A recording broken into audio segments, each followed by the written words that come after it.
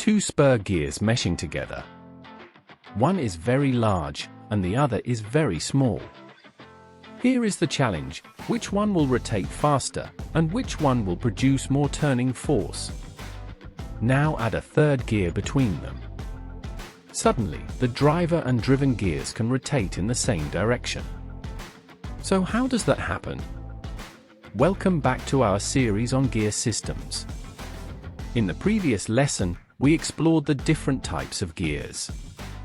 Today, we go deeper into spur gear systems, including unequal gear sizes, counter-rotation, speed, velocity ratio, force ratio, mechanical advantage, idler gears, synchronized rotation, and suitable idler materials. At Magfar Online, we make difficult technology concepts easier through clear explanations, practical examples, and exam-focused revision. Subscribe so you do not miss our weekly uploads, and use the link in the description to download your lesson notes. This is Magfar Online, where learning never stops.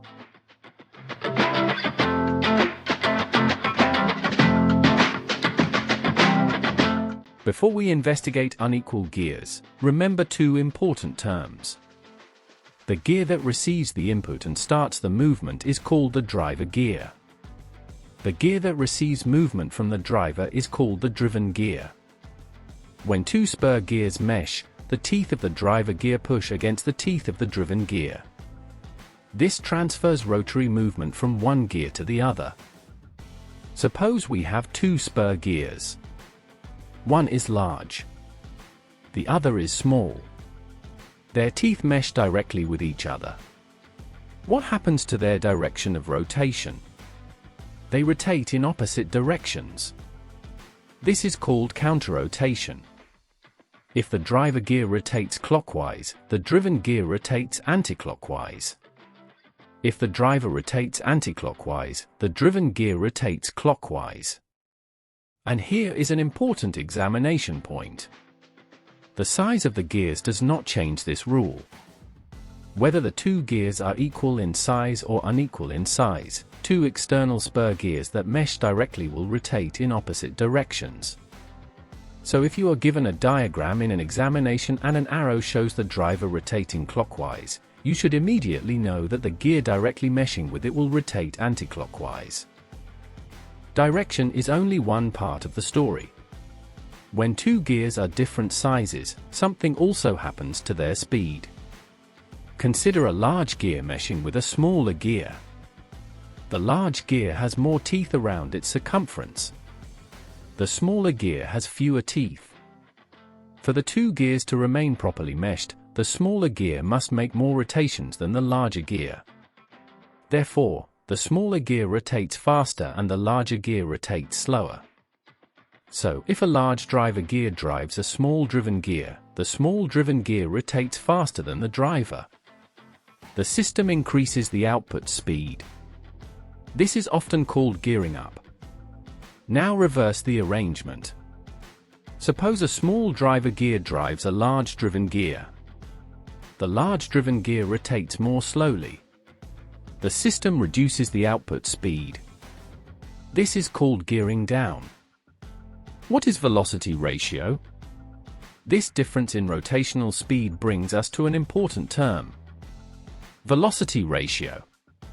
In gear systems, velocity ratio describes the relationship between the rotational speeds of the driven gear and the driver gear. At this stage, you do not need to calculate it. That comes in our next lesson. For now, let's understand the idea. When gears are different sizes, they normally rotate at different speeds. A gear with fewer teeth rotates faster when meshed with a larger gear. A gear with more teeth rotates more slowly when meshed with a smaller gear. So, if an examination asks which gear rotates faster, look at the sizes. The smaller gear will rotate faster. If it asks which gear rotates slower, the larger gear will rotate slower. And if two meshing gears are the same size and have the same number of teeth, they rotate at the same speed, although they still rotate in opposite directions.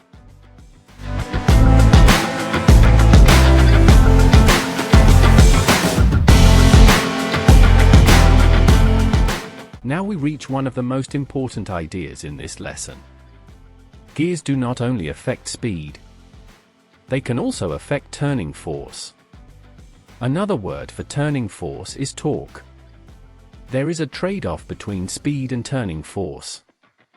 In simple terms, when a gear system increases speed, it gives up turning force. And when a gear system increases turning force, it gives up speed. Let us apply this to unequal spur gears. Suppose a large driver gear drives a smaller driven gear. We already know that the small driven gear rotates faster. This gives us a speed advantage. But the output has less turning force. So, with a large driver and a small driven gear, the output is faster but has less force. Now suppose a small driver gear drives a larger driven gear. The large driven gear rotates more slowly, but it produces a greater turning force. So, for a small driver gear to large driven gear, output is slower but has more force. This is why machines use different gear sizes. Sometimes we need speed. At other times, we need force. The gear arrangement helps us choose between them. Remember, when output speed increases, available turning force decreases, and when output speed decreases, turning force can increase.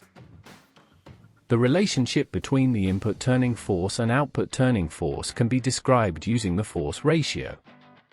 It is also closely connected to mechanical advantage. Mechanical advantage tells us whether a mechanism helps us obtain more output force from the input force. Again, we are not calculating anything yet.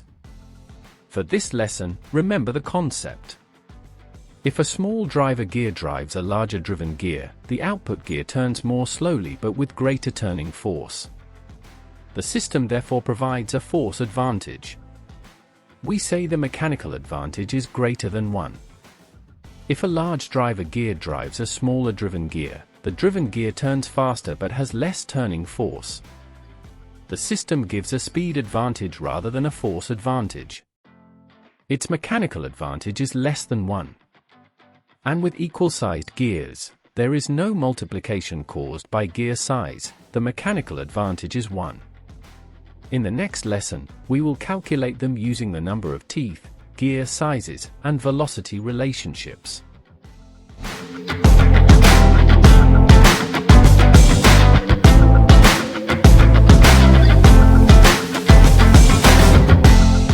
Now let us introduce a third gear.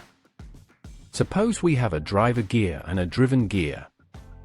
Normally, if they mesh directly, they rotate in opposite directions. But now we place another gear between them. This middle gear is called the idler gear. The driver meshes with the idler, and the idler meshes with the driven gear. Let us follow the directions. Suppose the driver turns clockwise. Because it meshes with the idler turns anticlockwise. The idler then meshes with the driven gear. Therefore, the driven gear turns clockwise. Look at the first and last gears. The driver turns clockwise. The driven gear also turns clockwise. They rotate in the same direction. This is called synchronized rotation. So, remember, without an idler the driver and driven gears rotate in opposite directions. With an idler, the driver and driven gears rotate in the same direction. This is one of the most frequently assessed idler gear concepts in examination questions. Does the idler change the final velocity ratio? Here is an important point that learners sometimes misunderstand. The idler gear changes the direction of rotation between the driver and driven gears. But it does not change the overall velocity ratio between the driver and driven gears. The size of the idler can affect how fast the idler itself rotates. For example, a small idler may rotate many times. But when we compare the original driver gear with the final driven gear, the idler does not change their overall speed relationship or the overall velocity ratio. Its main job is to change the direction relationship. This is why the name idler can help you remember it. It sits between the input and output gears and changes direction, rather than being the gear that determines the final speed ratio. Now think about the job the idler gear has to do. It meshes with the driver gear on one side. It also meshes with the driven gear on the other side. An idler is also often smaller than the other gears. That means it may have to make many more rotations. More contact and more rotations can result in wear due to friction. The idler gear should be made from a harder material than the other gears. The material should be strong, durable, and resistant to wear. A good idler material should withstand friction and be durable and easy to maintain. Lubrication can also help reduce friction and wear. So if an examination asks, why should an idler gear be made from a harder material? A strong answer would be that because the idler meshes with two gears and often rotates more times, so it experiences considerable friction and wear. A harder, durable material helps it last longer.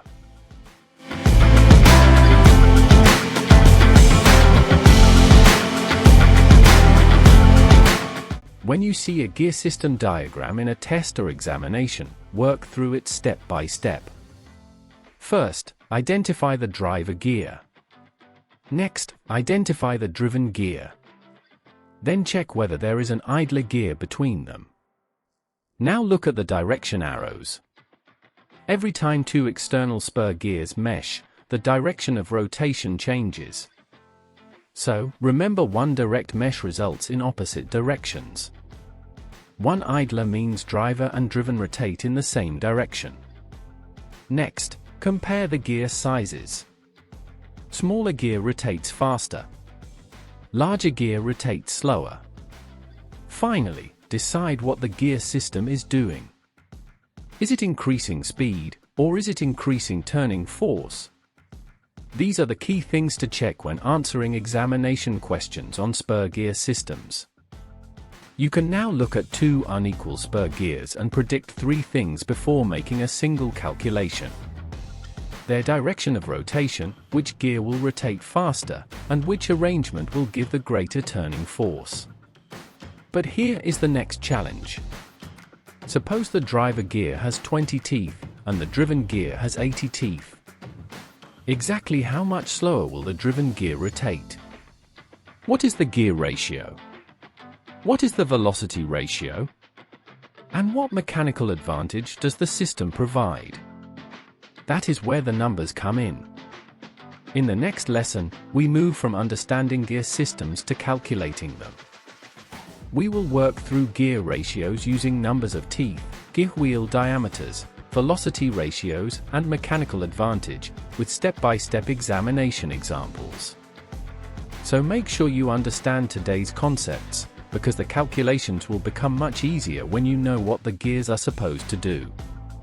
This is Magfar Online, where learning never stops. Stay curious, stay sharp, and I'll see you in the next video.